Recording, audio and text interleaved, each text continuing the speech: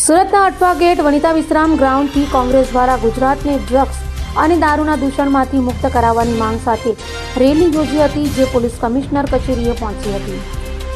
સુરત શહેર કોંગ્રેસ દ્વારા ગુજરાતમાંથી દારૂ અને ડ્રગ્સનું દૂષણ દૂર કરવા નેમ લીધી છે અને સુરતમાં ડ્રગ્સ અને દારૂના દૂષણથી મુક્ત કરાવવાની માંગ સાથે રેલી યોજી હતી. તો કોંગ્રેસીઓએ જણાવ્યું હતું કે ગાંધીજી અને સરદાર પટેલ સાહેબના ગુજરાતમાં અને ખાસ કરીને સુરતમાં જે રીતે યુવાનો અને વિદ્યાર્થીઓ ડ્રગ્સ અને દારૂના રવાડે ચડી રહ્યા છે, જેથી યુવાધન બરબાદ થઈ ગયું છે. ડ્રગ્સ પેડલરો ખાસ કરીને કોલેજના વિદ્યાર્થીઓ અને યુવાનોને ટાર્ગેટ કરી રહ્યા છે, જેથી આપણી યુવા પેઢી ડ્રગ્સ અને દારૂના રવાડે ચડી બરબાદ થઈ રહી છે. આજનો યુવા ઉર્જાથી ભરેલો સપનાઓથી પ્રેરિત અને સંભાવનાઓથી સમૃદ્ધ છે, પરંતુ કેટલાક કારણોસર તે ખોટી દિશામાં જઈ રહ્યા છે.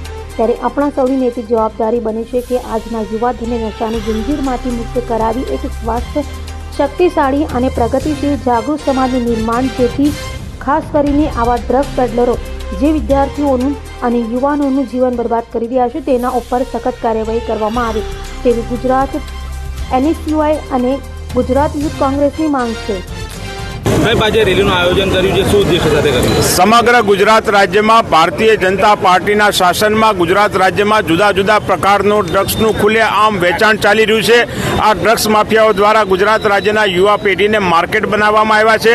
16 વર્ષથી લઈને 22 વર્ષનો યુવાન પોતાના ભવિષ્યના સપના જોવાના બદલે ડ્રગ્સના રવાડે ચડી જાય એ પ્રકારની પરિસ્થિતિ ઊભી થઈ છે.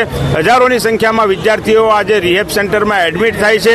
ગુજરાત સરકારના આંકડા પ્રમાણે લાખો કરોડો રૂપિયાનું ડ્રગ્સ ગુજરાત રાજ્યમાં છે અને લાખો યુવાનો ડ્રગ્સના એડિક્ટ બની ચૂક્યા છે. ત્યારે સરકારની નીતિ, આ ભારતીય જનતા પાર્ટીની સરકારની નીતિ કોઈ ડ્રગ્સના નાના પેડલરોને પકડીને સંતોષ માને છે, પરંતુ એક પણ મોટા ડ્રગ્સ માફિયાઓની વિરુદ્ધમાં કોઈ પણ પ્રકારની કાર્યવાહી થઈ નથી.